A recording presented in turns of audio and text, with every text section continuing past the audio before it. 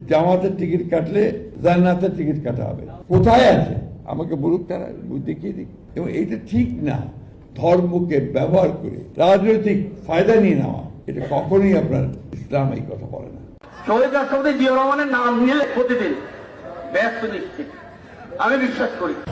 বেগম খালেদা জিয়া যার নাম উচ্চারণ করলে মুখটা পবিত্র হয়ে যায়।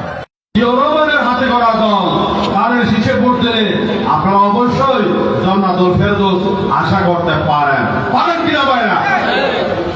আমরা ধানের শীষে ভোট দিলে আমরা জান্নাত পাবো, এটা আমরা বলতে পারি। আদর্শবান দল ধানের শীষের দল। আপনার স্বামী যার পায়ের নিচে আপনার বেশ, সেই পুরুষ মানুষগুলো এখানে উপস্থিত আছে, তাদেরকে বলবো বাড়ি বাড়ি গিয়ে মা বোন চাচি খালাদের বলে দেবেন ভোট ধানের শীষে দিতে হবে। যদি ধানের শীষে ভোট না দেন, এই মহিলাদেরকে বলছি আপনারা জান্নাত পাবেন না। সেই প্রেসিডেন্ট জিয়াউর রহমান তারেক রহমান, তার নামটি উচ্চারণ করতে হলে উঁচু করে করবেন।